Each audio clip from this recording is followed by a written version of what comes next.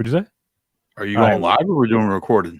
No, we're going live today. Oh, it's Tuesday. I'm going live today, and then What's- I'm going live everywhere too. I figured instead of because I got so much other editing to do that I didn't want to add more stuff. So I'm like, I'm just gonna get it all set up. I gotta send you those pictures. Yeah, I'll come in and say. Yeah, send me those pictures as soon as you can. I'll get it done for this month. So Yeah. all right, let's get the intro going. We'll give people a little bit of time to jump in.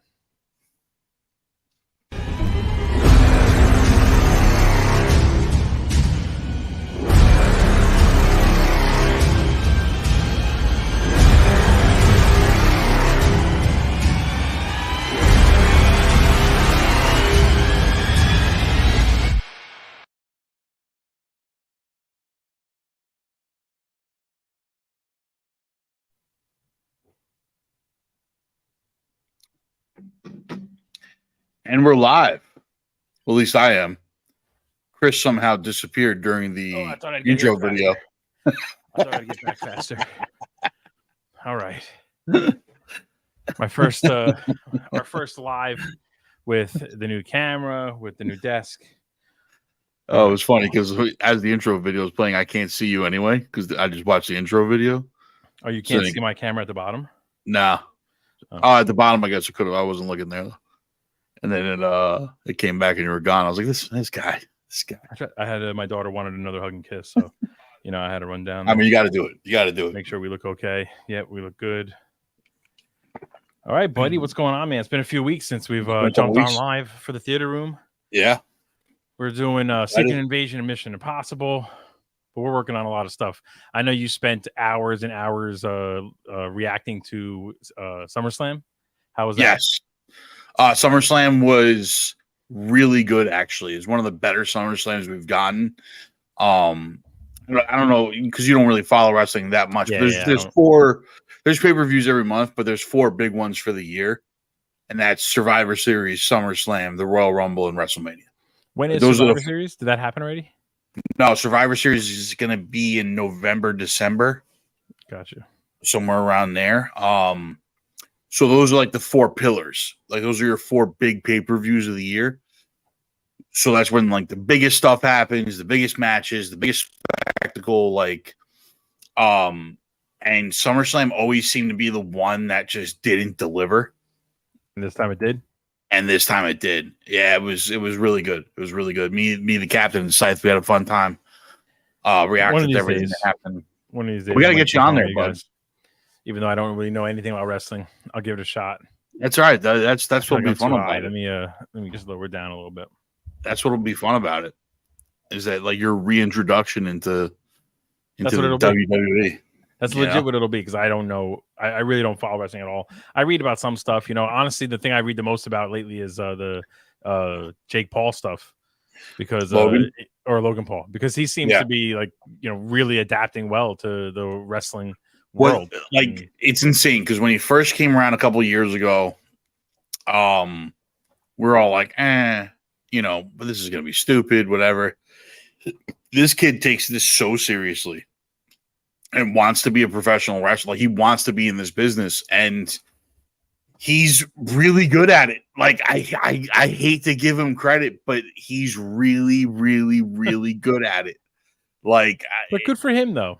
It's great for him. No, absolutely. I feel like it seems like he has won a lot of respect from not just the wrestling world, but just from people in general who felt like he was really just kind of like a fad and a wannabe and didn't deserve to be famous, like the way he became famous off of his TikToks or his Vines or whatever it was. Yeah. And I feel like with the wrestling in particular, he's taken it so seriously. He's done it so well, from what I've read, that even people who have nothing to do with wrestling are kind of like, you know what? This guy no longer is a joke. We should actually consider him an actual artist, just like everyone else, Yeah, I mean, you really do have to consider him that at this point, because he's pulling off stuff that a rookie in the business should never be able to do. Right. Like, not even just like move wise, but he's so good on the microphone. He's so good at doing promos. This past SummerSlam, he had a feud with Ricochet. Mm-hmm. Ricochet is one of the most dynamic in-ring abilities that we have in the company right now, but he's terrible on the mic, and Logan just destroyed him week after week on promos. That's crazy. And then they got in, but then they got into the ring, and it was a banger match. Like, and they opened the show.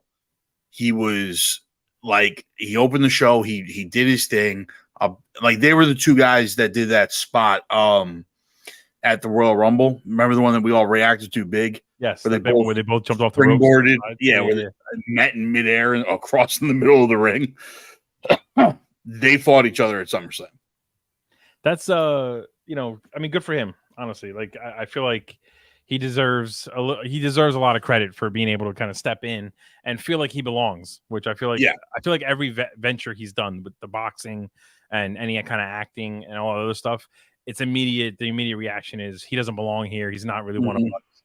And I feel like everything he's done, he's kind of earned some respect. Maybe not in the boxing world too much, because they keep boxing retired people who really don't box. So that's a whole other conversation. But it's, you know, good for him on the wrestling side, because the few that I've seen, the little bit that I've seen, he looks really, really good. Yeah, and this is his first singles win. He took his first singles win at SummerSlam. I did see some highlights of him versus Nate Diaz, his brother versus Nate Diaz. Yeah, and at the end of the match, Logan Paul's there, but he was in his wrestling gear. And I so was like, why? Because I'm going to tell you exactly why. He opened. They were on the same night. He opened SummerSlam. That was in Detroit. He was the first match of the night. Yeah. Jumped on a PJ and flew down to Dallas where Jake was fighting. PJ's private jet for those who don't have money. Not like us. I mean, he had to have jumped on a. There's no way he took a commercial flight and got That's down funny. there. So he got in his wrestling gear, just jumped on a private plane, didn't change nothing, and then went to cheer his brother on. And went straight down there and made it just in time. Like, he got there. You gotta respect that. You know what I mean? That's a hustle. You know. And to be fair, the WWE actually rearranged the card to allow him to have the first match of the night, which is a big spot. So he knew he had to deliver on the big spot also. Right. And he did. He delivered on the big spot, and they allowed him to do it this way he can get down to Jake's fight. It was really that cool. kind of shows you the respect that WWE has already gained for him to do that much for him. You know what I mean? I know he's a big name. Technically, he draws a lot of people that probably wouldn't watch wrestling. But that's still huge for them to make those changes. That's why Triple H brought him in, because he is a big name that'll bring new eyes to the company, and all the guys that are smart in the business love that about him. Yeah. And he's getting accolades from top tier guys. He's had on his podcast, he's had Triple H, Shawn Michaels, Rey Mysterio, Edge, Roman Reigns. I think Seth Rollins was on there at one point. So, like, all the biggest names in the business go on his podcast, and they say nothing but great things about this. Well, that was SummerSlam. We're talking about Logan Paul. We're just kind of briefly recapping the weekend. But we can move on. Let's move on to the first big topic of the night, which is, we've given it enough time now. I feel like spoilers aren't a thing anymore. We're talking about Marvel's Secret Invasion. We had our first season. There's nothing really to spoil anyway. There's really nothing to spoil. This is the first season, in my opinion. So WandaVision, people were hyped for, mainly because it was Marvel's first show under Kevin Feige. So we didn't know what to expect, and it seemed very interesting and unique, right? Then Loki, season 1, same thing. We were amped for it. It's a character we loved. We wanted to get the follow-up from Endgame, what was going on, and we learned about Kang and stuff. So they kind of gave us a good amount of like juice to kind of swallow, you know.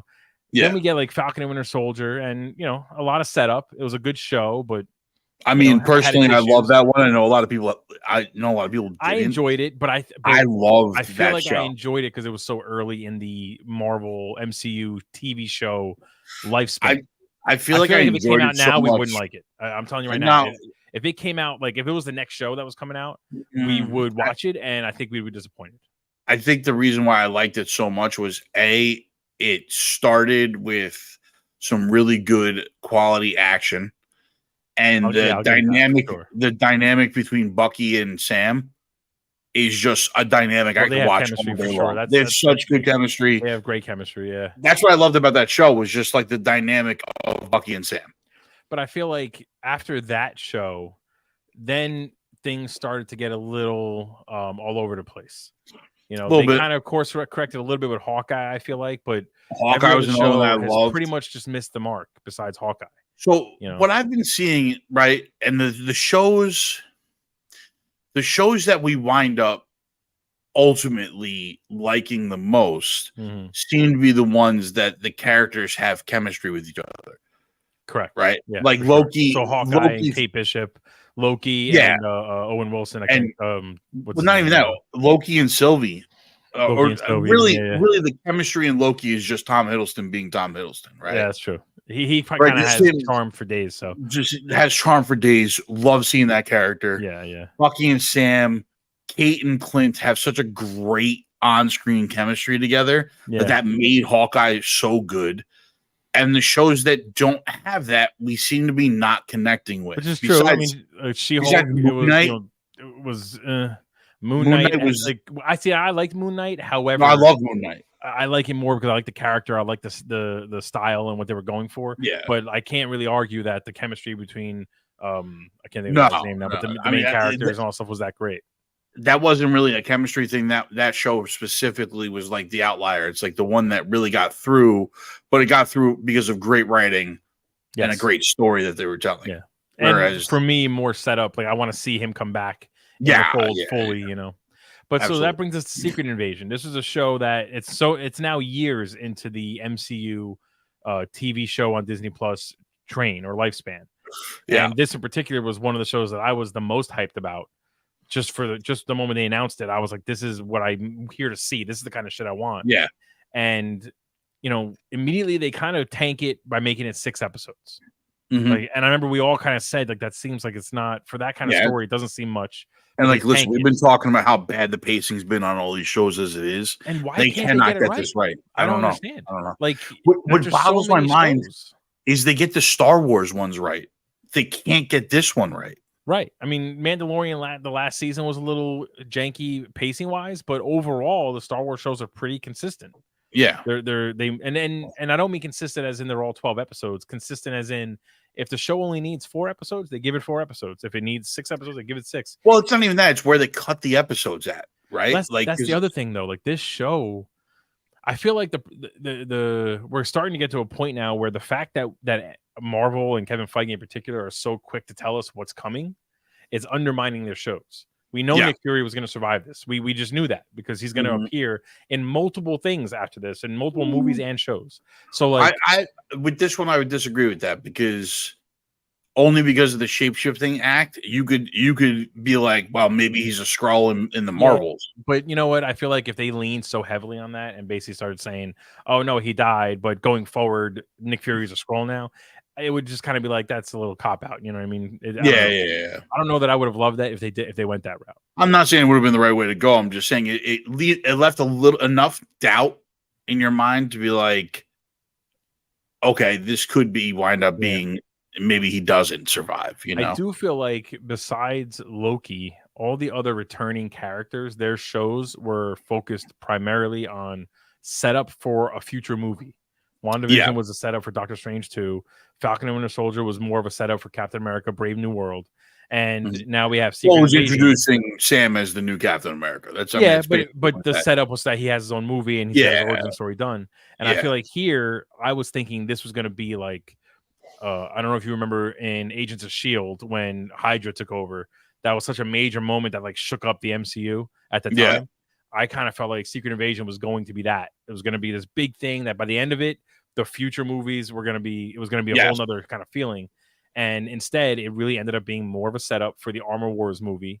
Maybe the Riri Williams. I don't even know if it's a setup for that. I don't know what this thing set up. It's like it's like breadcrumb after breadcrumb for future properties instead of just giving us. I think this sets up more Captain America and Thunderbolts.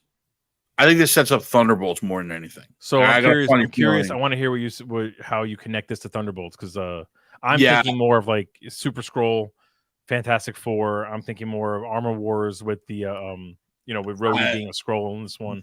Armor Wars, I feel like, is going to be a completely separate story from this. Well, because if you do Armor Wars like from the comics, right? Mm-hmm. I think they bring back Justin Hammer and he's trying to steal a bunch of Stark tech and create his own fucking thing. We get Titanium Man and all this other crazy shit. I don't disagree, but Armor Wars has to deal with the fact that the real Rhodey is being held captive by Skrulls and the current Rhodey is a Skrull. But he's not anymore.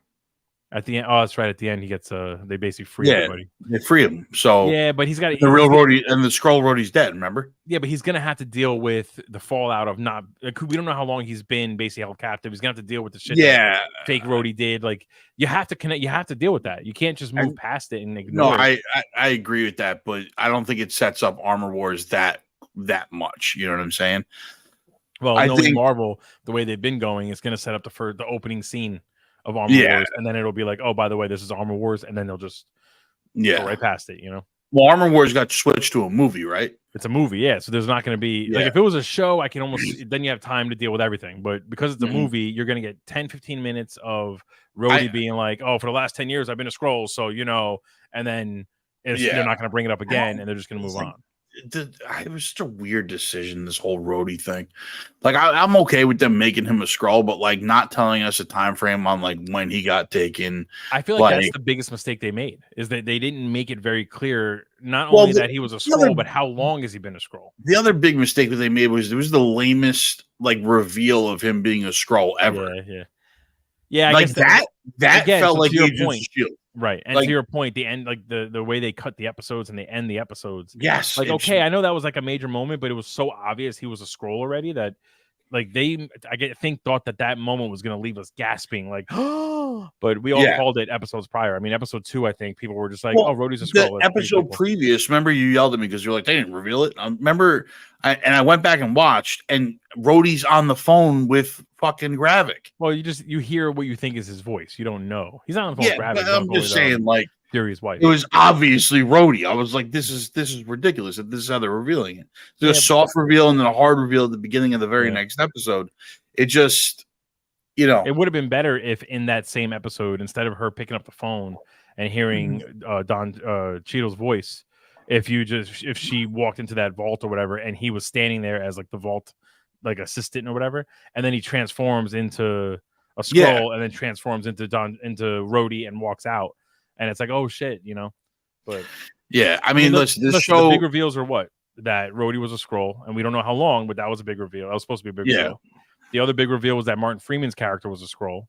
And again, though, they don't tell us how long. We just know that he was a Skrull. Yeah, we don't know if that was the same Martin Freeman from Wakanda we have Forever. No idea. And then the other big reveal, the last big reveal, is that Nick Fury stole DNA from basically all of the OG Avengers for the purpose of creating some super soldier that could fight them all.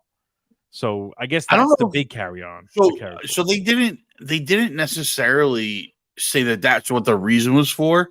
I got the sense that it was more to prevent anybody else from collecting the DNA. But I feel like I mean, they didn't flat out say what it was for, but if the goal was to protect it from falling into someone's hands, then why not destroy it? Why keep it? Because he's Nick Fury. He doesn't he knows that could be useful down the road. Useful down the road in some way. So he's like, Yeah, but, you know, like that's what I mean. That's the way I took it, though. But like, you might be 100% right. You know what I'm saying? Like, because they never explained anything. They never explained, and I think that's the overall problem with this particular show was they never explained anything. They gave us information, they showed us reveals, and then they never explained it. I'm so torn on the show because I didn't hate it as much as the internet did. Right? Like the internet is going. Bonkers, and the thing is. You know, people are going to call us Marvel fanboys, but it's still good. I mean, we're still watching quality TV. I mean, let's call it what it is. It's not the same highs as Avengers Endgame and Guardians of the Galaxy and all that stuff, but a bad Marvel show is still a pretty good show. You know what I mean? It's not, you're not talking Flash levels of bad. You know, the internet's going crazy about this show, but like Rotten Tomatoes is killing it. I'm like, hold on a second. The acting in the show is great. Yeah, like Samuel Jackson, Don Cheadle, and Olivia Colman are absolutely fantastic. What's funny is we see a different version of Nick Fury that we haven't seen before. A more like vulnerable Nick Fury. That should be praised almost, that they're actually rounding out his character instead of just a badass one-eyed guy. But instead, everyone's upset about it now for whatever reason. Marvel's been getting killed for their CGI. The CGI in the show looked great. It was good. Listen, some of the choices were cheesy, like when Gaia shows her Drax arm, and it's just Drax arm is so stupid. Like it looked stupid. It didn't look bad. It just looked stupid. That's the thing. It looked stupid. It didn't look bad. It didn't like She-Hulk looked bad. It didn't look stupid. But people immediately say, "Oh, it looked bad just because it looked stupid." No, it didn't look bad. It looked like Drax's arm on Amelia Clark, Right. which looked stupid. It just but looks it didn't look. It looked like Drax's arm. He didn't need to do You know what I that. mean? You know what I mean? I guess they're going with in the comics, right? The Super Scroll. You know, he had his body morphs a little bit, but like you didn't have to do that. You could have just shown her super strong and been like, "Oh, she got Drax's strength." Like, but now, but here's my question: you're a comic book. You know the comic books better than I do, right? So the Skrulls established in the MCU are already super strong. So I guess Drax is stronger. They're not. Okay, so this is where we start getting like levels of like strength of different aliens, and it gets a little funky. Like they're stronger than humans, but they're not stronger than like Captain America.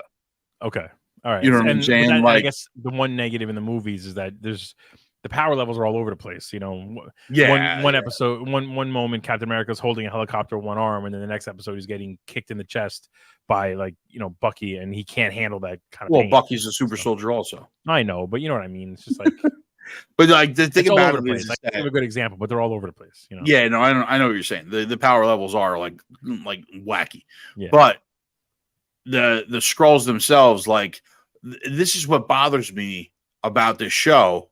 Is that in the comics, the Skrulls had to come up with a way to defeat Earth's mightiest heroes.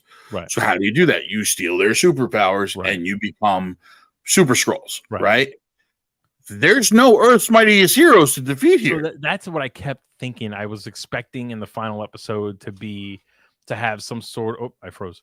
I was expecting in the final episode for there to be like a cameo of like maybe Captain America or somebody that could almost like hold their own, instead of having now we have two Super Skrulls, essentially, right? I guess Gavik Gavik is gone, but you know what I'm saying? It's just weird it was a weird choice. Like I understand that the Avengers are all over the place, and it seems like Marvel doesn't want us to be thinking about the OG Avengers. They want us focused on other heroes. Fine. They don't want us focused on anybody. That's the problem. Like that's the problem. It's like they're throwing so many other heroes at us that they're not allowing us to connect with one. You know, there's no focal point at all in the MCU right now, and that's what this show could have done. Actually, this is where I'm getting at with this whole thing. This shouldn't have been a show. It should have been the end of Phase 4, like an Avengers style movie. This should have been an Avengers style, big budget, end of a phase movie, right? Where you bring in all your current heroes who have to fight off the Super Skrulls, right? Who have invaded and have now taken, they got some powers. Maybe they don't have them all. They're still trying to get the vial from Nick, whatever the fuck, right? And you do this storyline with Sam, with Bucky, with Moon Knight, with whoever, like just bring Ant-Man, bring somebody fucking back, right? And just do this with a big cap off to Phase 4, right? Stop pushing towards, like, everything's pushing towards this Kang thing, right? Which is fine. Like that's what you want your big, like Infinity War Endgame situation to be. But this could have been Age of Ultron. Right. 100%. 100%. I agree with that. And I feel like when the Phase 4 started and we saw the lineup of movies coming out, you and I in particular were convinced that the idea was they're going to build smaller teams to deal with their own storylines. Which I still think they're doing. Well, I do, but I don't think they're going to let them deal with their own storylines. I feel like what Marvel should have done, and this is just my opinion, I'm not an expert, I guess, but what they should have done is like the space side of it should have had their own like space Thanos, quote unquote, that they all had to team up to help with. The Earth side should have had like the Earth person, which I really should have been the Skrulls, and then they all have to team. All the Earth heroes have to team up to stop the Earth side of it. The cosmic, or the multiverse side, like the wizards and whatever, and the Moon Knights and all that stuff, or the Gothic side, whatever you want to call it, should have had their own thing, right? And you could call it Mephisto or whoever, and they had to team up to fight that, and almost like keep them separate.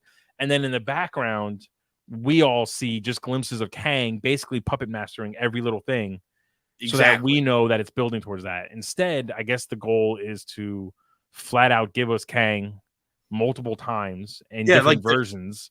They're pushing this Kang thing so much that it's just like you haven't built up any of your heroes. You're more worried about Right. building up Kang than you are building up your heroes. Right. Look, they didn't have to build Thanos up for us. They really didn't. They really didn't. They showed him in a very brief scene at the end of Avengers. They showed him again at the end of Age of Ultron and in Guardians of the Galaxy. He didn't do anything. He just kind of like got bitched out, got talked down to by Ronin. And then you started putting together like, oh, these are Power Stones. Like these are Infinity They Stones. gave us all kinds of info, but he was never a main thing. No, they didn't. Even need after to build Age of him up. Ultron, when he says, "I'll do it myself," it took another 8 movies for him to appear again. And then when he did, the hype levels were through the roof when he finally did. And here, you've given us Kang. He's got his ass beat twice now. It's he's going to be a big part of Loki season 2, which tells me that version of Kang is also going to lose.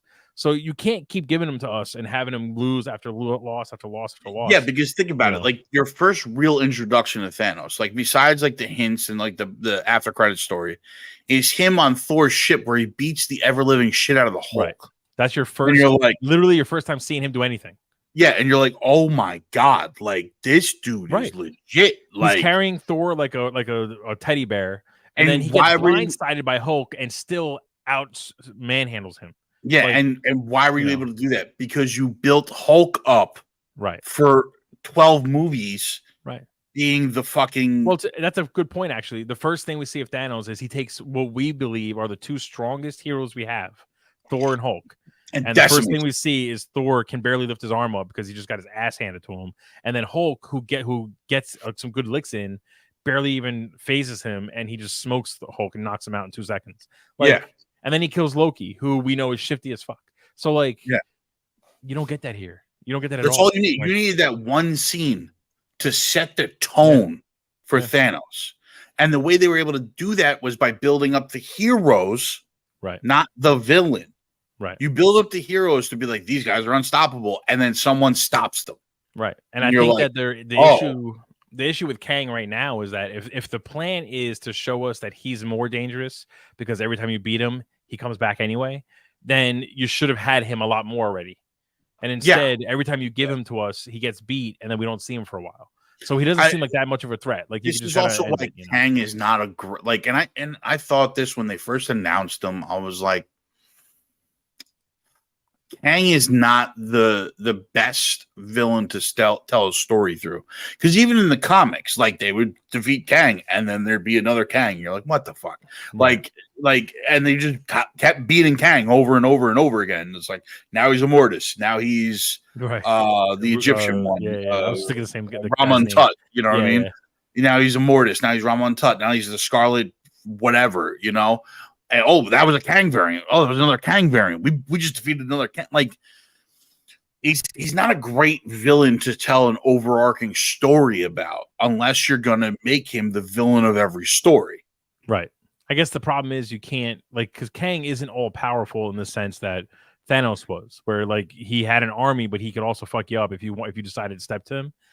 Kang is easily beatable. What makes him hard is that there's just a never-ending amount of him, and you can't stop him from coming. There's different versions of Immortus is pretty strong. Yeah, but my point is basically, I feel like what they're trying to give us is what Ultron should have been. This machine that it's just every time you think you've killed it, you find out that he ran off through the internet, and then there's another Ultron on the way. And it's just hard to, I guess, convey that on screen, and they're failing, if I'm being honest. I mean, just for lack of a better word, they're failing, because think of it this way. We went from Loki season 1, He Who Remains was referenced, and we all knew that was a version of Kang. Then none of us expected to actually have an entire fucking finale of that version of Kang. And we loved it. I was so like, yo, I can't wait to see more of this. This is great. Then you don't really see him for a while. And the thing about it is they protected that Kang because you knew, because he says it, I have to die so that the multiverse war can start. Right. So it was almost okay that he lost. Yeah, Ant-Man. He almost didn't fight back. Right. Yeah. But then we get Ant-Man, and Kang just gets beat by, as far as we know, the weakest heroes that are a part of the MCU. He gets So beat it's by a like- bunch of ants. Yeah. So it was just kind of like, all right, but we don't know if he's dead, whatever. You leave those questions answered. And here we are all these years later. They show us Loki season 2 trailer. They show us that Victor Timely is going to be a major part of that show. And Yeah. I didn't get excited for that. I'm more excited to see Loki and what the hell is Owen Wilson's character's name? I can't think of his name now. I'm more excited for all the other characters. Mobius. There's a Mobius and Mobius. That's what it is. Mobius. But I'm more excited to see that dynamic, to see them kind of do their thing. The Kang part of it, I'm like, oh, all right, like, Yeah. fine. You know what I mean? But like, think about how different from Loki season 1 to Loki season 2, my reaction to Kang is now. I was hyped, and now I'm like, nah. Yeah, that's not a good thing. That's a problem. I don't think they're going to stick the landing on this whole Kang thing, to be honest with you. I just don't think it's. I don't know what they're. Oh, sorry. I think the good thing, as much as the writer's strike sucks for us as fans, the good thing though is that it's going to force everything to be delayed. Which hopefully that means there's. Well, Iger came back and already said Iger came back and already said he's going to start delaying things. Yeah, so stretch it out. I don't need 900 movies. I love the comic book stuff. I love where we are as nerds and the things we can see on screen, but I don't need 4 movies a year with 3 shows a year. I don't need that. Yeah. If you give me 2 movies with 1 or 2 shows, I'm good. We're satisfied. I like the 3 movie schedule. I don't mind that. I'd rather like 3 movies and 2 shows versus the other way. Yeah. I'd like 3 movies, 2 shows a year because and or even throw a special, and maybe 3 movies, 2 shows, and a special. I'm good with. Yeah, like that sounds like the perfect schedule to me because like the 3 movies a year, like as much as 2 sounds great, the problem is they always put them in like May and July, and then you have nothing for the rest of the year. Yeah. So when they do that one in like November or they do that one in like February, like I like having that 3rd movie in that slot. I don't disagree. I feel like I'm glad that they're slowing down a little bit because these movies, I'm gonna go see Captain or the Marvels. Am I amped to see it? I actually am. The second trailer really got me amped to see this movie. Listen, I like both trailers, and I think they're going to be good. And I personally think they're going to be better than the first one because I wasn't a huge fan of the first one.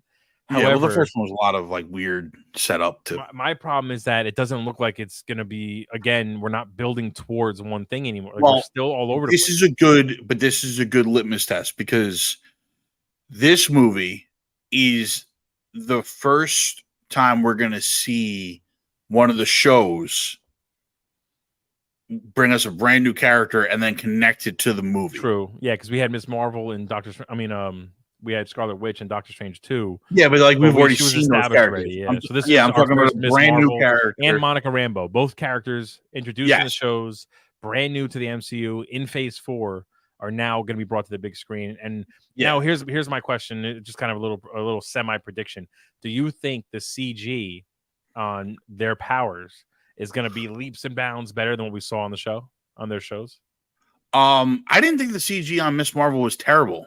It's funny. I didn't think so either when I watched it, but recently I put it on for my daughter, and I was like, "Oh, like already it doesn't hold up well." There's some wonky parts, but I mean, overall, I didn't think it was terrible. It wasn't like She-Hulk bad. No, it wasn't She-Hulk bad. She-Hulk bad, sure. But honestly, after watching The Flash, She-Hulk wasn't that bad. like The Flash was so bad that any negative thing we said about Marvel CG, no, it's good. Let's get back to Marvel's good. Like, you know what I mean? I know. But no, I think with the bigger budget, I think they're gonna have more time to flesh those things out and everything like that. Really, it should be better. If I'm being honest, it should be better. I mean, it should be better. But this is a perfect example. We're supposed to be worried about Nick Fury and Secret Wars when we have trailers coming out for the Marvels, and he's in it. Yeah, I know they could have said, "Oh, he's a Skrull," but like we know that Nick Fury is going to continue. So even if they said he was a Skrull, it's still not that much of a shock if he gets killed in his show. Exactly, because you're still going to see him later anyway. We're going to see Samuel L. Jackson, same face, all that stuff. So I think that's the problem for me is that with the whole Secret Invasion stuff. And we get this implication that we don't know who's a Skrull. And even at the end of the show, we really don't know. What you got to remember, too, is that, like, Talos was Nick Fury on Earth for years, apparently. No, I know, but my point is like there's not a lot of differentiation between how a scroll acts as the human for us versus how the actual person acts. And as like almost like a visual thing, like people need to act. The scrolls impersonating someone should have a little bit of a tell, so that us as viewers can be like, "Wait, is that a scroll? Is that not a scroll?" Like, we only started questioning in Secret Invasion because we knew the premise of the show, but no one going forward is going to be watching a new movie and being like, "Wait a minute, that might be a scroll," because it's kind of like, "All right, well, we're past it, we're over it, let's move on." Well, the problem is that like the ending of Secret Invasion kind of turned that whole thing. It's like now they're hunting scrolls, so it's like, they're going to come up with some way of devising how to tell them apart. I guarantee you, it's going to be like, "Oh, we're going to go to Wakanda. They're going to use their technology." I mean, like a radar that just pings if someone's a scroll. And it's going to be absolutely ridiculous. But and that's the problem with the ending of this show too. Is like the president comes out, says some crazy shit.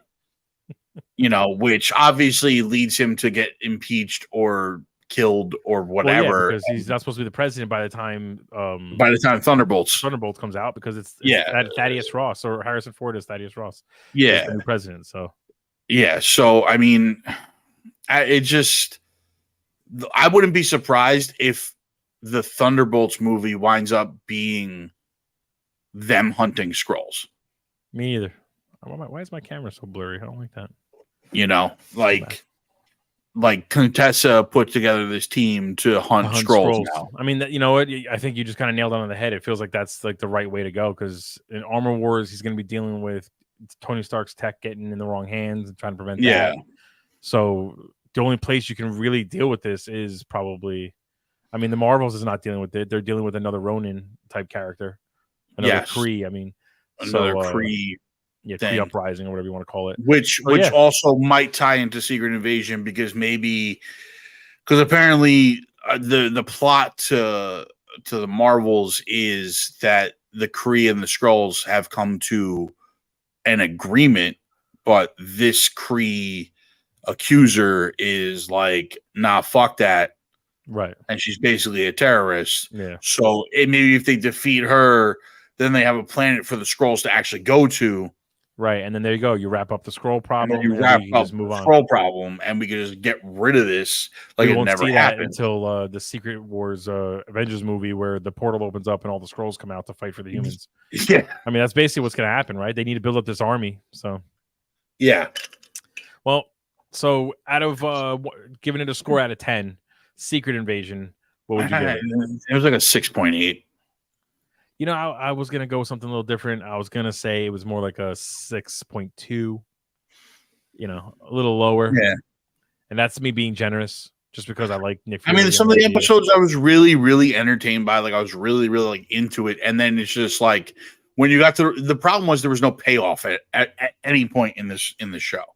So like they had this great like espionage. It starts off real strong, where it's first just two episodes were great. You're like, you don't know who's going to be a Skrull, who's not going to be a Skrull, and then it's just like, then every big reveal you wanted to happen just wound up letting you down. And again, though, that has to do with it's 6 episodes, so they basically spent 3 episodes building up this mystery, and then they had to rush through for the last 3 episodes. Like they had to get to the more to do with writing, dude. Like, because you don't need a lot of time to give us a payoff on some of it. I personally feel like there was so much the Rhodey thing. The Rhodey thing's a perfect example. You know what I'm saying? You didn't need more time to do the Rhodey reveal. Honestly, by the end of the show, I felt like you just didn't even need the Rhodey reveal.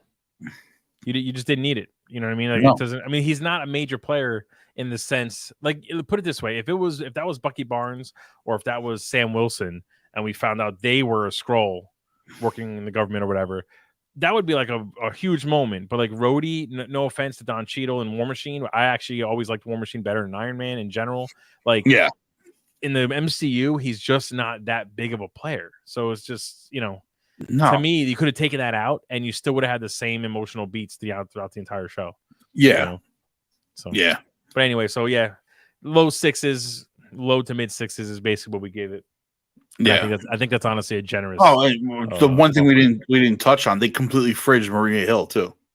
Yeah, I mean, we finally get a chance to see her be Maria Hill, be like the character from the comics, the And they badass just second. Like as far as we know, fucking she's the only one Nick Fury trusts absolutely to be his second in command, his like left hand man and like or right she's hand supposed to man. be the one that winds up leading Shield.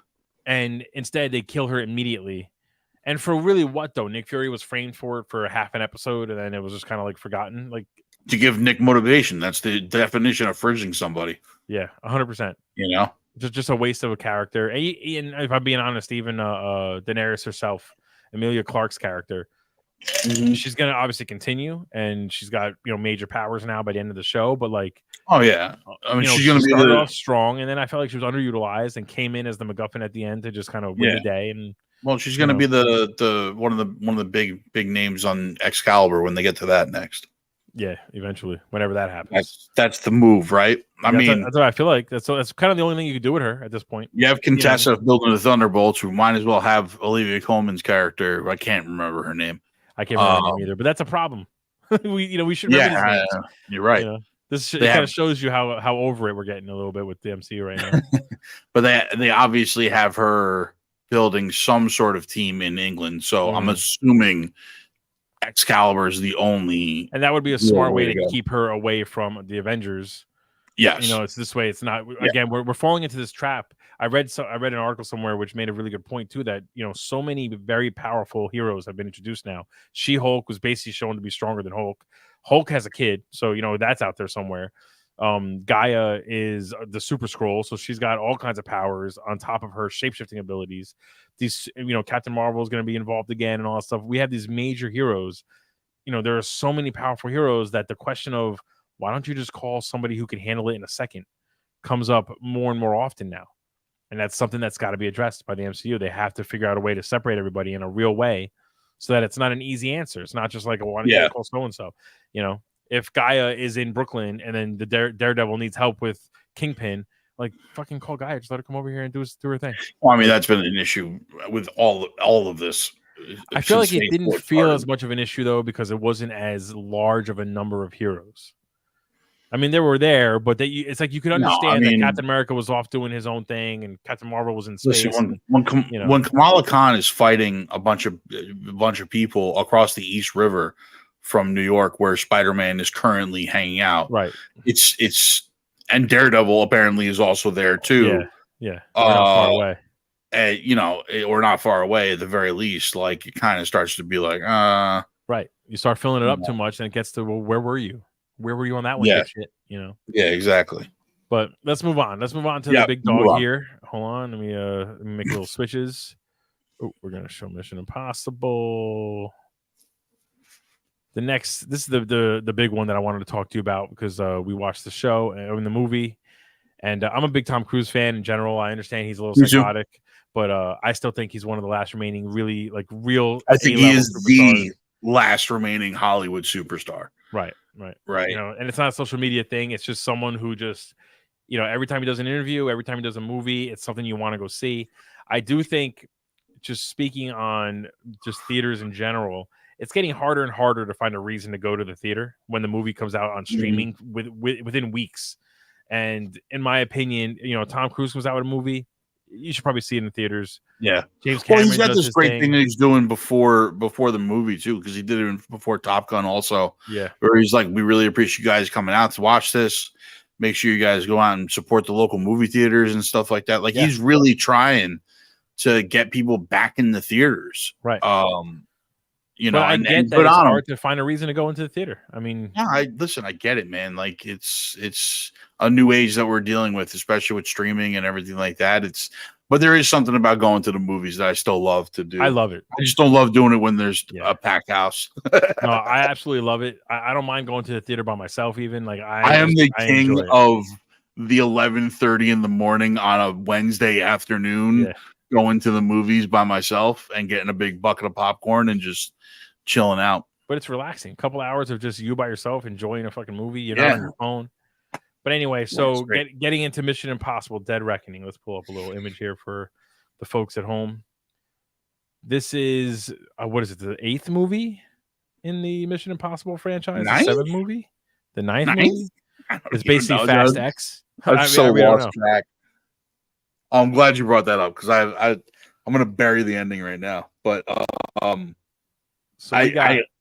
I really hope this is the third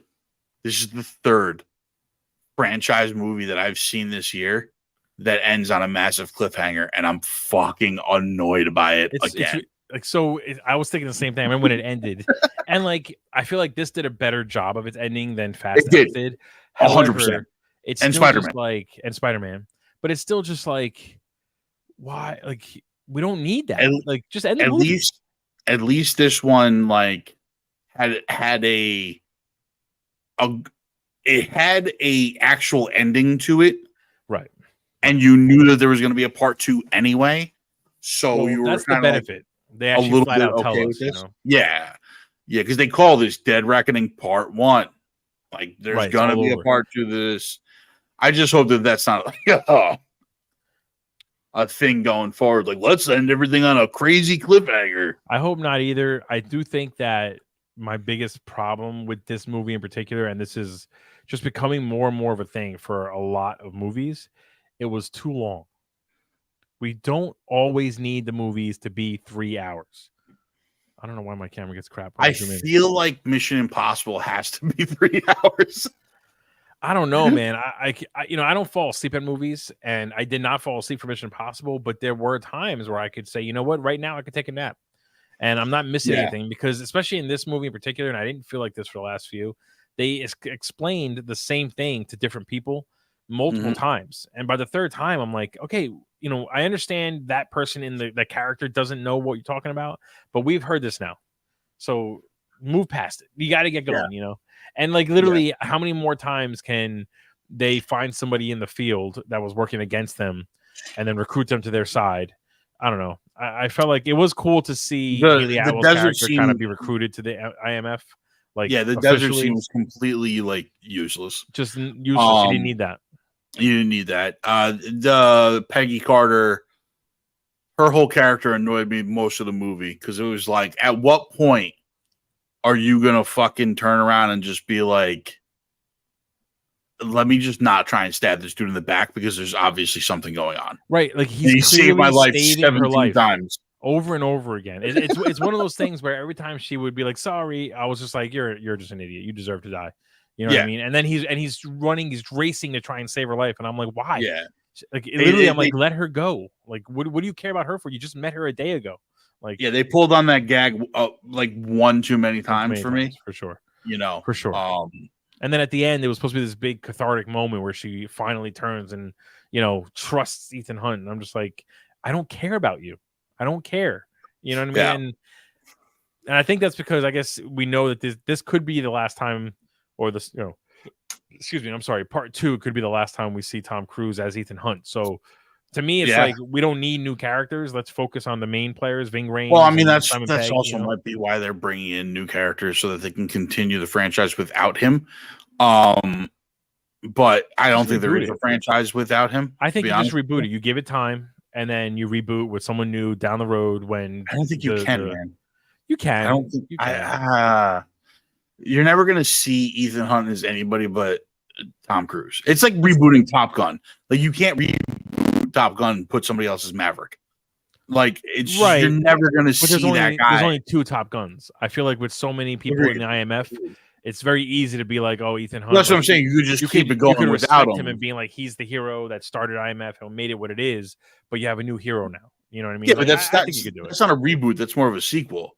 Yeah, well, reboot, sequel. Jumanji was a reboot, and it was basically just a sequel to the last one. Like, I mean, yeah. Nowadays, a reboot is just. That's what I'm saying. I'm sorry, they call it a legacy sequel. So okay, yeah, you give it a legacy 10 years sequel. and then do it new. Yeah, no, that you could do. That you could definitely do. You could do that with Top Gun also, but yeah, you know, and this movie, and this is one of the things I don't know why. Like, have you seen Matt Damon's interview on the Smartlist podcast where he talks about Tom Cruise?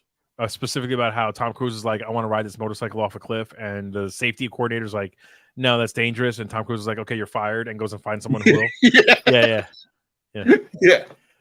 Okay, that is precisely what makes Tom Cruise the last great Hollywood star, because he's That's part of it basically for sure. saying, like, who's your second choice to play Ethan Hunt?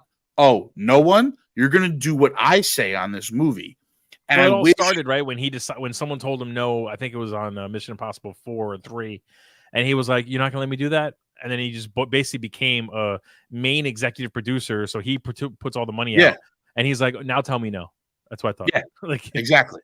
And I wish more actors nowadays did that for these franchise roles. yeah, but the difference is Tom Cruise is not worried about his brand. You know, his thing I is understand I that. make epic movies, A level movie, AAA movies.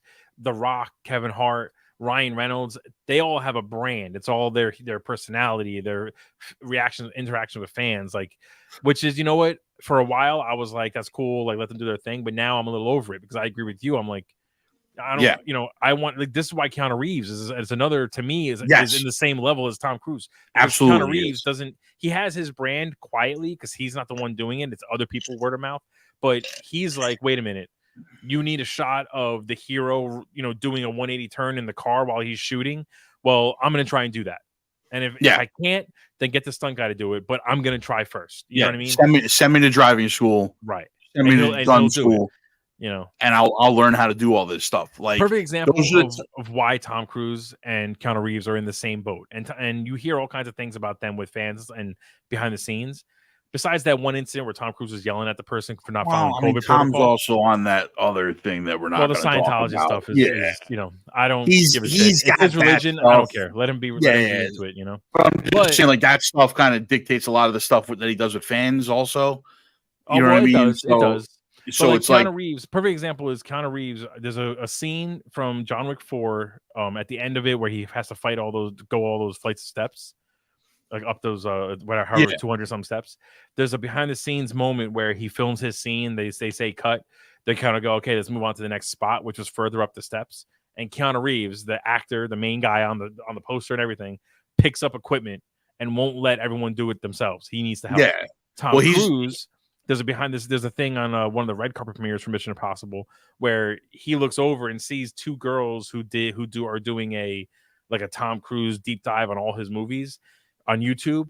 He recognizes them, grabs the director, and walks over and goes, "Look who it is!" And they start talking. Like, to yeah, me, that level of like you guys are fans, so I'm a fan. On the two of them makes them on a level of their own. yeah. No other celebrity really has that. You're 100% right about that, and it's why these movies. It's why, honestly, they don't miss at the theater. Yes, Because agreed. they care about the business, they care about the product that they're putting Yeah. out. This is one of the things, like, It's when I about the see product. Tom That's Cruise, so true. What you just said hits the nail on the head. The Rock yeah, cares about The Rock's image. Ryan exactly, Reynolds cares about Ryan Reynolds' image. I know he like, cares about Deadpool, but he cares about Ryan Reynolds' image. Tom Cruise, Keanu Reeves, they want the movie to be as entertaining as possible for the fans. yes, I would argue and James Cameron too, even though I don't like a lot of the Avatar stuff that he does. yeah, but He's James also Cameron's also, concerned with the product. You yeah. know, See, I see, like, Cameron. I'll disagree with you a little bit on, because he's more concerned about hitting well, the I number guess one greatest movie of all time, with like, Avatar most 2, yeah, money that of was all definitely time. his goal Like, for sure. that's his goal. It was Like, an ego but thing, like, yeah. this is one of the things, and I know people are going to jump all over me for this. This is why, when I say things like, for the first, like, 7 X-Men movies, Hugh Jackman wasn't a good Wolverine until Logan, was because he didn't take any creative control until Logan. Well, actually, until Wolverine, but even then, you know, Logan was when he finally said, "I need to be in the writing room. I need to be in like Yes, the yeah, storyboards." that's my Like, point. yeah, And he could have done that way earlier on in those franchises, because really, yeah. at that point, who's your second choice to play No, Wolverine? by X3, he was Wolverine. He had the power. No, He could have said, "If X3 you was don't do it the way I terrible. want it." No, but my No, point X3, is, he wasn't good. He wasn't no, no, good as no. Wolverine. Yeah, but no That one was a else Wolverine. collectively though. The fans wanted him as Wolverine by X3. Yeah. Right at the But end of X2, everyone was like, "All right, that's our Wolverine. He's awesome." And he at that point he could have said, "We're gonna do Wolverine justice, or I'm walking." And the yeah, studio would have been like, "All right, no, let's do Wolverine justice." exactly. And I wish more actors do what Tom and like you said, Keanu do, Yeah. where they get invested in the movie. They really Well, Ryan Reynolds believe does in it what they're going to do. with Reynolds Deadpool, been doing it with right? with Deadpool, but sorry, excuse me. Keanu and Tom do it with every every single. It doesn't matter what movie it is. If it was Toy Story and Keanu Reeves is Duke Kaboom, he's involved. He wants to be involved in every. He's going to learn how to ride dirt bikes like Evel Knievel. I mean, just play this toy. just go back to Tropic Thunder with Tom Cruise. Like, it was his idea to be in a fat suit so people didn't recognize him. Yeah, you know, like his whole character was basically designed around things that he wanted. Like, come on, you know, I feel like there's a reason why. When Mission Impossible comes out, I'm kind of like, I want to go see that in theaters. Even though when you really think about it, but when you really think about it, not a lot of it needs to be in theaters. As far as Mission Impossible, that main stunt, sure, you want to see that on the big screen, but the rest of the movie, I'd be okay with seeing it on my big screen downstairs. Not a big problem. The rest of the movie's small. Yeah. The rest of the movie's definitely small. It's spy thriller. It's right. You know, who's got a mask on, who's infiltrating who. You know, it's a lot of him running. There's always a lot of him running. Well, there's always that one extended shot, right? Where, like, you know, that when he kind of turns to the camera slowly and starts going, that the next cut is just going to watch him and then just follow him go across the screen in that sprint he does, you know, which, let's be honest, nobody does it better than Tom Cruise. I mean, he really just knows how to sprint. Not. Like, but I mean, think about it. We had a car chase through Rome, right? Was it Rome? It's in Italy. I don't know. This was in. It was the same place that Fast X. Yes, had the bomb, and it was better than the Fast and Furious car chase. Way better, and 100% of the reason why is less CGI. Yes, 100%. Although I was hoping at one point he was gonna be like, you know what we need? NOS. Or like, it would have been great if it took place at the same time as Fast X, and like as he's driving with the car and his hands are handcuffed or whatever, they just see a big bomb rolling. And they don't even acknowledge it. They're just like, kind of, oh, that's weird. And then they just keep going, you know? Yeah. But right away, I thought to myself, this is the same place that the big bomb race was in Fast X. It was the same stairs place, right? And everything. And it was oh my God. I was thinking the same thing. I was like, this is great. And Pom Klementieff, is that how you say your name? I think it's Klementieff, I believe. Klementieff, something like that. I could be wrong. That's a fucked up name. Let's call her Pom. Mantis. Yeah, Mantis, that's fine. Pom was great in this movie. Like, I thought she was having so much fun just being a weird character, you know. Yeah, man, she was chewing it up. I love that. I love that for her. I really thought performance-wise, besides Ving Rhames, everyone across the board was pretty much on top of their game. Ving Rhames, I don't know if he just doesn't act as much anymore. He just doesn't have it. You know what I mean? It seemed like he was phoning it in a lot. I wouldn't be surprised if we found out that next to the camera were his lines, and every time he had to read something, he was just reading off the thing. Like, hey, listen, he was sitting in a computer the entire time, so they were probably typed out on the computer. I guarantee you, they never showed his hands typing because he does that fake type where he just goes, you know, and it doesn't look like he's actually doing anything. I do think it's funny, like, you know, there's a lot of disbelief that you have to expel or whatever it is, extend your disbelief with these movies, but like at a certain point, it gets a little crazy, the kind of shit they do on a little laptop. I mean, we all know computers. Yeah, I have a pretty good setup here, and if I tried to do a 30th of the things that they do, my entire house would just burn up. Like, it's just not possible. And they're using a little laptop that they never power off, which this is a weird trope that it bothers me. But in movies, whenever someone's using a laptop, we know that you're supposed to hit the shutdown and let it shut down before you close the screen. Otherwise, just things happen. In every movie, it's like enter, they close the screen, they walk away. It's never plugged in. Battery doesn't need to be charged.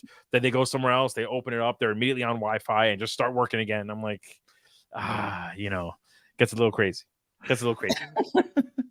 I don't really have those type of hangups. It bothers me. It's basically some computer illiterate. As a computer nerd, it gets me sometimes. I'm like, just be a little realistic. You know what I mean? Especially I'm okay with that. The other thing that bothers me in movies like this is when you see them looking, right? They're trying to find information or whatever, and then it's just a screen after window of text, just scrolling fast. And I'm supposed to believe that these people are looking at that and reading every line of code and just see every little thing. And I'm like, you know, there's a reason why Apple designed the apps on the phone to be a bright picture with no words on it, because people don't want to do that. People want to, people want to see, oh, that's blue with a white dot. That's what I want, and that's it. You know. Yeah. So like, you know, but I do think my one negative, honestly, like I thought the movie was a little too long, and I do think that they didn't utilize the AI scariness, I guess, enough. There was the one scene where Ethan thought he was talking to Simon Pegg's character, and then he realized it wasn't him. But that should have happened. Like they should have had us to where we're guessing if he's actually talking to the real people or not. Yeah, they didn't do that enough. Maybe they'll do that in the second one more. Well, I think it was meant to just show like I think that the AI thing. What were they calling it? I don't remember the anomaly. No, something like entity, that. The entity. Yeah. So the entity, I think, is going to grow and become a much larger presence in the second movie. Yeah. I think this was just kind of give us the beginnings of it. Like, this is what this thing could possibly grow to be. We're going to have some issues. We need to stop this thing, blah, blah, blah, blah, blah. But I thought that they did a good job with it, with predicting all the stuff that the Spanish guy was going to be able to do, and helping him basically be the pawn in the entity's game and all that stuff. And I thought that was really smart. Like, it was really, really good the way they tied that all together. Overall, like, I really enjoyed this movie. I like another cliffhanger. I was like, fuck. Oh, and I knew it was coming because it was obviously Dead Reckoning Part 1. You know, and it did have a more succinct ending than like Fast or Spider-Man did. I will say, I don't think they needed to connect I can't think of the bad guy's name now, the dude, but they didn't need to connect him to Ethan Hunt's past.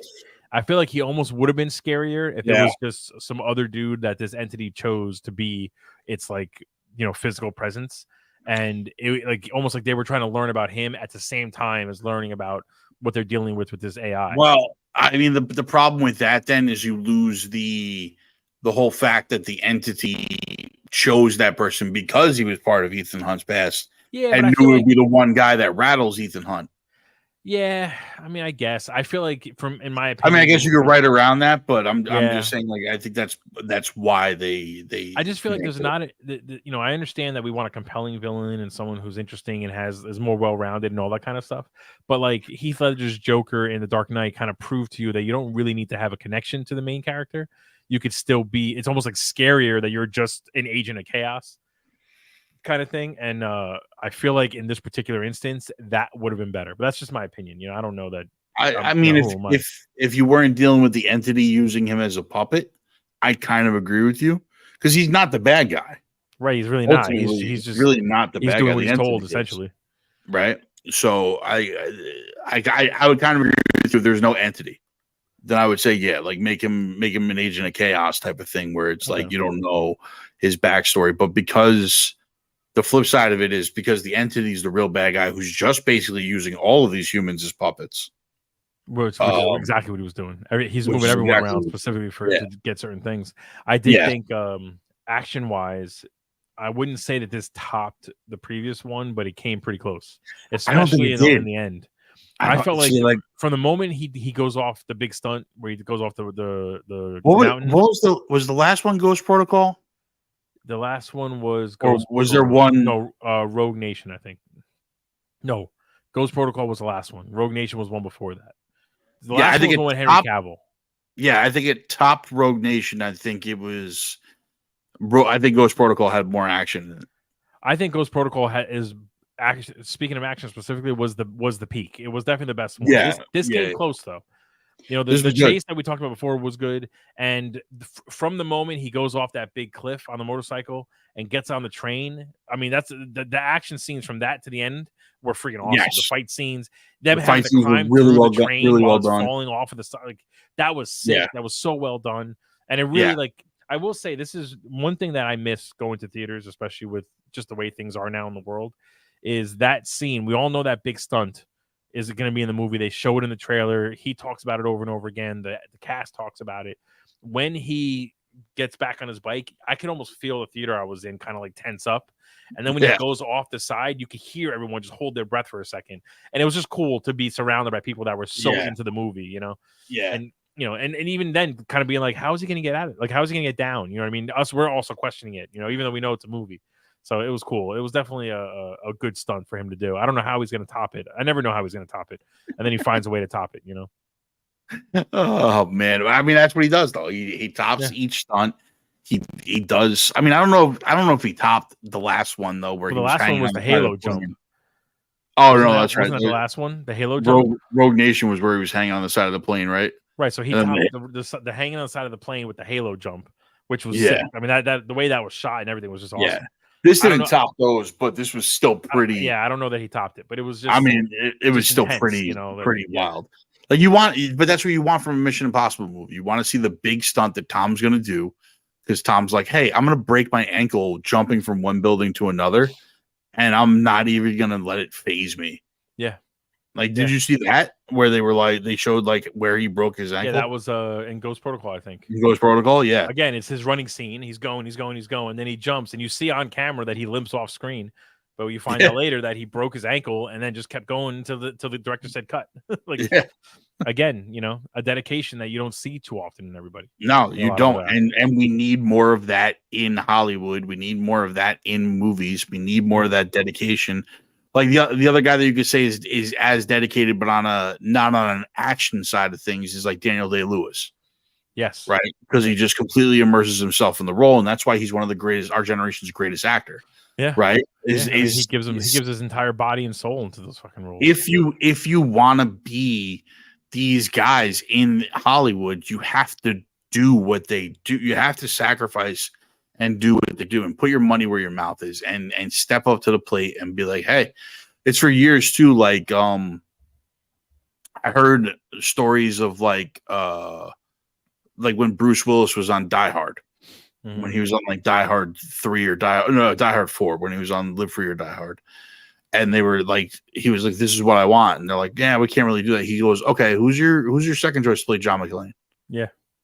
Like you're gonna do this because this is what I want for the character that I've built over 3 movies. Yeah, it's an ownership. There's it's an ownership of the product, you know, and we need more of that. I'm sorry, and this is something that honestly a franchise like Marvel or even Star Wars can take lessons from. Is that take ownership of your product. Yeah. I think I think that's the one takeaway. Now I know money wise though, this movie didn't do as well as they wanted. Now the thing is though, here it's not going to ruin the next movie because Tom Cruise is still going to do the next one, and hopefully by the time that comes out with all the writer strikes and everything going on, it'll people will be wanting to go back to the theater, support the actors and the writers and all that stuff. But who knows? I mean, I do think though that it's time to really consider passing the torch for Tom Cruise. Depending on how this writer's strike goes, though, you might see less people going into the theaters. Well, because one of the things they're fighting for is more streaming rights. So actors are gonna want movies to get to streaming quicker if they win that. That's true. You know what I'm saying? Because then they get more money on the back end from the streaming rights and stuff like that. So it's going to be very interesting. At this writer strike and the actor strike could really change up how movies are made and how. Because now what might end up happening is studios might be more willing to keep something in the theaters longer. Well, I was just going to say, I feel like in a perfect world, what I would want is I would want a few things. I would want for there to be a cap on how much an actor can get paid for a movie. And the reason I say that is because some of these movies that came out, and I'm thinking of like Mission Impossible and whatever that are considered quote unquote flops, right? Yeah. The budget is 200 million plus. A huge chunk of that goes to one person, Tom Cruise. And if we go back, we can talk about like The Rock is going to be in a movie for Netflix. Yeah, I don't know if that's true though with Cruise. Well, it's more of like a generality. I'm saying like he's such a big name that he'll get $20 million for a movie, and The Rock is getting paid $50 million for a movie that he's coming out with soon. It's like the budget doesn't need to be $200 million. Why do you need to make that much money for one movie? Make money off the streaming rights and the residuals and also afterwards. But like there should be a cap, I feel like, on how much an actor will get paid for one movie. Number one. Number two, I think theaters should keep the movie in the theater for longer. Give people more time to go to the theater to see it. Let word of mouth kind of build up hype for these movies. The problem is now, let's say a movie's coming out, Barbie Girl or the Barbie movie, right? You and I don't really care about seeing that. We're just like, yeah, it looks okay. I don't know. I'm not that interested. Then we hear from every one person we know that it's good. 2 weeks later, you and I are still like, nah, I don't know. I don't, whatever. I don't want to see it. Then we got nothing to do 2 weeks after that. And people are still raving about this movie. It did $1 billion. You should go see it in theaters before it comes out. We might go, you know what? We got nothing to do. Let's go see it. Let's see what happens. 12 to 14 million. That's what I'm saying. 12 to 14 million from one person. You don't need that. I mean, but he also got paid as a. Well, he does more. But as an actor, I'm saying you should get less money up front because it should be on you as the actor to make sure people go and see the movie and it's profitable. Like almost like make it so that they won't sign up for the movie unless they truly believe it's a good ass movie. Well, there's that old theory too that like you don't get paid to act in the movie, you get paid to promote the movie afterwards. Right.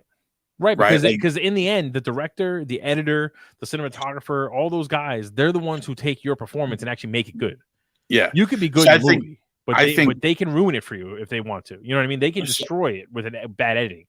Editing. So I think if you tie more of their earnings into ticket sales, the performance, 100%, the performance of the movie, then you can.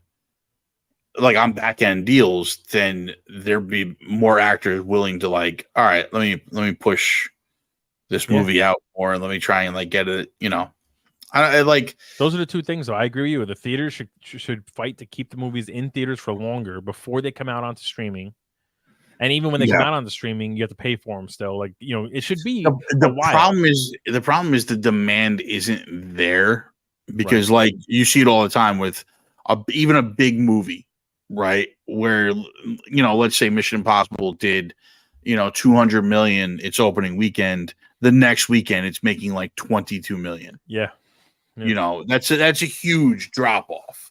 Like whereas back in the day, like Titanic was making 200 million every weekend for a month and a half straight. Like and then drop off. Avatar did the same thing. But the problem is, to what we're saying is like. If I didn't see Mission Impossible the week it came out or the week after it came out, at 2 weeks later, I'm thinking to myself, well, it's going to be out on streaming in 2 weeks. If I want to see it, I'll get it on streaming. You're 100% right. If they kept it in theaters for 4 months before it even was available to pre-order to rent on stream, I might be more inclined 3 or 4 weeks later to go, let me go check out that Mission Impossible movie. I missed it when it was out. But I mean, who knows? We're guessing, right? We're not analysts and we don't know how everything works. I mean, we have a pretty good idea. I read an article that basically, and I can't remember the movies. I got to find the article, but it did break down the amount of movies that were considered flops, but had these mammoth budgets. And it was like the movie still did $400 million, but the budget was so high that where it did 400, it's a flop. If the budget was down to 100, maybe it's not a flop anymore. Yeah, but where 75% of a movie's budget comes from, right? What? Marketing. Yeah, no, they say you need to make 2.5 times the budget in order for it to be considered profitable. But think about that though. So if a movie costs $200 million to make, you need to make $500 million for that to even be considered profitable. Kevin Smith exposed this a long time ago when he was doing when he started doing like Red State and the Walrus movie Tusk, whatever. Yeah, was that like he was making? He would get paid from a studio. He would get $30 million to make a movie, and then the budget for marketing for that movie would be $25 million to market it. So now to make your money, you don't have to make $30 million that it costs to make the movie. You have to make your hair looks fake, by the way, according to someone on Facebook. It's probably Butters, but he's just mad because he doesn't have any. Is that Butters? I don't know. He'll have to let us know. Let us know in the chat, because right now it says Facebook user. And then I'll just tell you again that you don't have any hair, so shut up. Anyway, it's not Butters, no. Oh, it's not. It sounds like it's a Steve thing. Nah, Steve was check better. I'm gonna check again. He doesn't have any hair either. Screw him too. It is Steve. Yeah. So the budget for the marketing is what really screws up a lot of these. That's why a lot of these movies end up taking a loss and a flop. Again, though, that to proves your point that they should make the pay for the actors, especially the big actors, should be more tied to the performance of the movie and not necessarily to getting the movie made. You know what I mean? Like the movie could be made. And honestly, if you cut these budgets down, if you force them to be less, you're just going to get more creativity. You're going to get, instead of using CG for everything, you're actually going to have somebody actually build like an animatronic that'll work. You know what I mean? Yeah, like, but it's like that's the thing is I don't know as far as like cost analysis wise, like with the way everything is up in cost right now of what if they could even drop these budgets down even but that more. Again, one actor shouldn't get $20 million for the movie. The actor should get, I mean, listen, if you make $5 million, are you gonna be able to spend that in a year? Yeah, but you got to look across the board though. Like, you know, if a movie's going to go out and make $1 billion, you know, like think about Avatar, right? Mm-hmm. How much money did Avatar make? Those actors $4 billion. Yeah, those actors got paid like 20 million. Right. But okay, pay them less and give them a chunk of the profits. But that's the thing is the studios don't want to give them a chunk of the profits because that's the greedy problem right there. Like, you know what I mean? And I think that'll solve a lot of issues. If you paid every actor, even if you paid the background actors, you're going to start having background actors that are standing out and really like selling a scene for you because they're actually making real money. You know what I mean? Instead, we want to pay everyone pennies, and then once it goes to streaming, we don't want to pay them shit. So, yeah, but that's why actors are trying to get paid what they can now. Because what's going to happen is we're going to get more independent films. Because actors are going to go and work for somebody who's basically paying for everything themselves, and they're going to actually pay them the money they want. You know? Yeah, I mean, independent films are kind of dead. I think we're going to see a resurgence. I'm telling you, with these writer strikes, now they can't work on big productions, right? So all they can do is work on independent films. I guarantee you, we're going to start seeing more and more actors. I don't even know if they're allowed to work on independent films. I mean, I don't know if it's frowned upon, but independent, you know, you can do whatever. Independent films still have to get SAG authority, don't they? You're not gonna be able to show your film at one of the festivals or like that. But that's what I'm saying. So like, why Kevin Smith could have made Clerks 1? You know what I mean? Without SAG authority, so. And then start showing it himself in his own hometown. You know what I mean? If you have the push for it, you got to get invited to Cannes. Then exactly. Like, but like, look at Tommy Wiseau. SAG never approved his shit, and he released his movie as a premiere in the Chinese theater and kept it there for as long as he could. Like, you know what I mean? Like. If these filmmakers want to do it, they could do it. You know what I mean? Well, that's right. Like what Kevin Smith's been doing for the last few of his movies was he doesn't market any of them. He gets a budget. Yeah. He guarantees his the studio, whatever studio winds up or whoever ends up budgeting his movie, they'll get their money back and then a profit on top. And then he goes out and he tours the movie like a festival. Which is awesome. I love that he does that. Yeah. No, absolutely. It's I want to go to one of those next time he does a movie. I want to try and see it when he comes into the town. I mean, he always goes down by you anyway because you're like 12 minutes from his hometown. Yeah, but he's a Jersey boy. I go to his comic book shop all the time. Yeah, but that's what I'm saying. I want to go do it. He asks questions. He gives you an actual experience. I mean, I don't think Kevin Smith holds the same kind of weight that he used to, but it's he does is still what I think more people should do. Like really taking an effort into getting the fans involved. You know what I mean? And really kind of getting them to I went to one when they did the animated movie, when they did Jay and Silent Bob animated movie, whatever the fuck it was called. They did it local here. And it was cool. Like you spent like $50 on a ticket. You get to sit in a little theater, watch the whole movie. They did a Q&A afterwards. They did like a podcast afterwards. It was a lot of fun. Like it was great. It was really cool. But maybe you'll see more of that happening because he's kind of like set the groundwork and laid the playing field for independent filmmakers to go that route. That's a possibility, but this is going to be big. I mean, Mission Impossible just proves though that you can still make a big budget Hollywood movie. It'll still do well because it's not losing money. No, it technically made money. I don't think though that it officially is considered profitable. Again, the movie was, I forget what the budget was, but I think it ended up making around 450 million, and that wasn't considered like enough to make back the entire because cost. The studio's like because the entire cost is, like I said, they probably spent another 150 million on marketing for this thing. Well, the rule of thumb is you have to make 2.5%. You have to make 2.5 points more than 2.5 times more, I should say, than the budget. So Yeah. if the budget's $200,000, you need to make $500,000 essentially in order for it to be Yeah. considered profitable. And like, but the thing is that the dirty joke about all this is when it goes to streaming, it will make that money, and it's not going to be a loss. Yes and no, because who's going to make that money? Netflix, right? The movie's not going to make that much money. No, because when it goes to Apple first, well, yeah, where people have rent to it, buy it or rent it, then it'll make that money, especially like overseas and stuff like that. Yeah. Like that's where all these movies wind up making. Like even China, back in the day. Although I know China is like kind of a waning market, but they're the ones that essentially save a lot of these movies. Yeah, but like back in the day, like movies that even lost in the theaters would make up their losses in DVD sales. Oh yeah. You know, and then eventually it just bottoms out. It's just it's like a tax liability thing for you want to have it hit by the end of the year, so this way you don't have to pay taxes on certain shit. And sometimes they delay it so that the DVDs go out the following year so that they can write it off as a loss. Right. I heard I actually found out that that's what happened with Batgirl. Yeah, it was a tax thing. That's It was why a tax they scanned it. That's why they had to destroy the film. They essentially made more money destroying the film than they did actually releasing it. Yeah.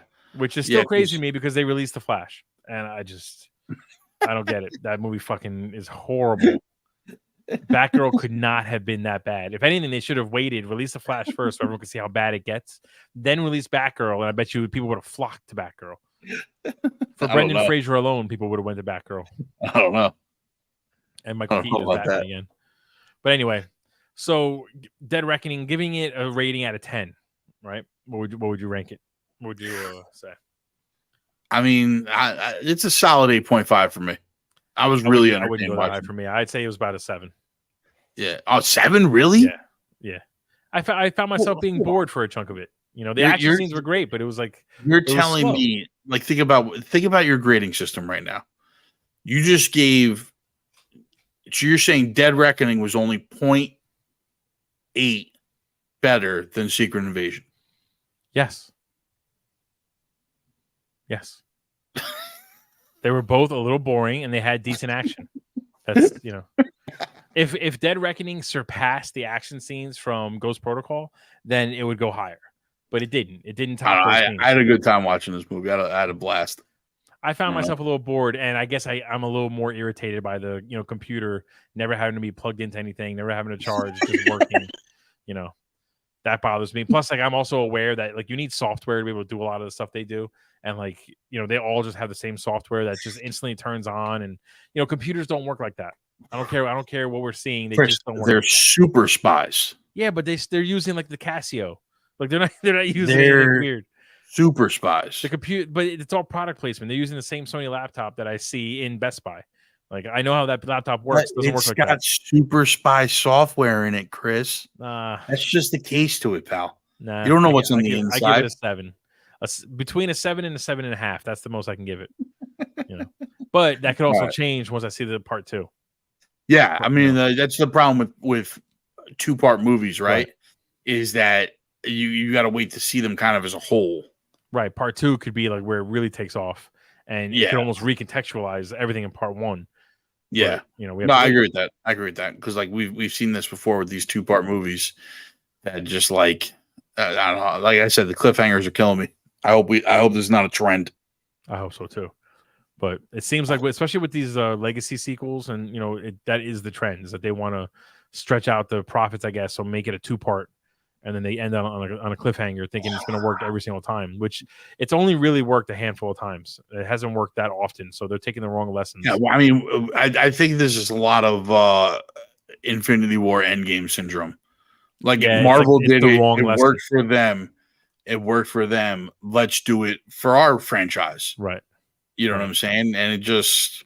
But the smart thing Marvel did, what the studios are not realizing is the smart thing Marvel did is, instead of calling Infinity War Part 1 and 2, it was Infinity War and then Endgame. It was technically 2 separate movies that just had a very close connection in the story.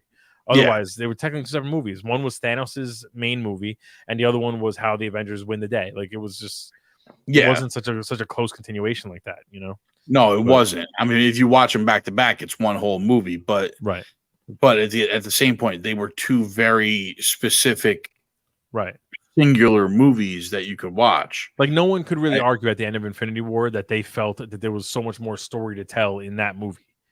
No, you know what I mean? It ended. We were all shocked by the way it ended, but it ended with like a crazy ending. Right. It was an end though. Like it was literally like if they ended the MCU at that point, it would have been like, well, that sucks. But like that's it. That's the end, you know?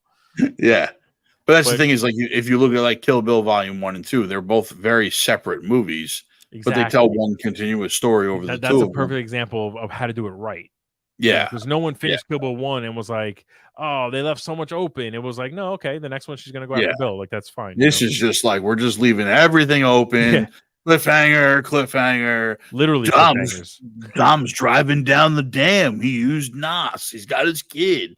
The dam's going to explode. Meanwhile, Dante happened to know that he was going to be in that exact spot of the dam, and that the exact people were going to be there, and the plane was going to fly in the exact moment. Spider-Man's in the wrong universe. Oh no, he's the Prowler here. Credits, like credits.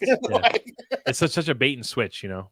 I know, it's so frustrating. But anyway, so that was Mission Impossible: Dead Reckoning Part 1. We have TMNT Mutant Mayhem that is out now. We're gonna try and see that and give you guys a deep dive. Yeah. We have Blue Beetle, which I'm very excited for next week. When's that come out? That comes out next Thursday, I think. It's the 18th. Okay. So sometime next week. And we still have to do Dr. No. We still have to do Dr. No for the classics that we haven't gotten to yet. I actually forgot that we have to do Dr. No still, so we got to find time for that.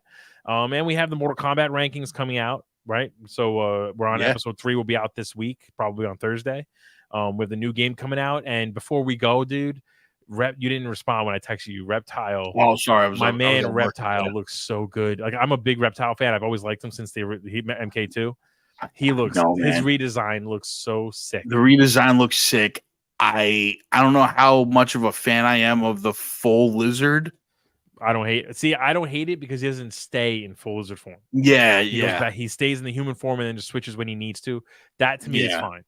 When they were trying to make him full lizard all the time with a ninja outfit on, it was a little silly. So see, like I like the version of Reptile. It's like kind of like Killer Croc-ish, where he's all scaly, kind of got a lizard face, but he's wearing the ninja outfit. I got you. I wasn't a fan of that one. I like the human Reptile. I do like the story reason about how because he can turned into human form, his people have kind of shunned him. Like they've just redesigned him so well. That is such a great hook to his story. It immediately makes you sympathize with him. Like good. Absolutely. I'm so into it. Everything about Mortal Kombat 1 looks insane. They brought your man Havoc back. Dude, so it's funny, as we're doing the MK rankings, we've talked about all these characters and how much we hated a lot of them. And I'm seeing them all get redesigned. Astra, we just released the last episode. Astra was on there. And her redesign is sick. And I'm like, oh man, these videos are not gonna age well. You know what I mean already.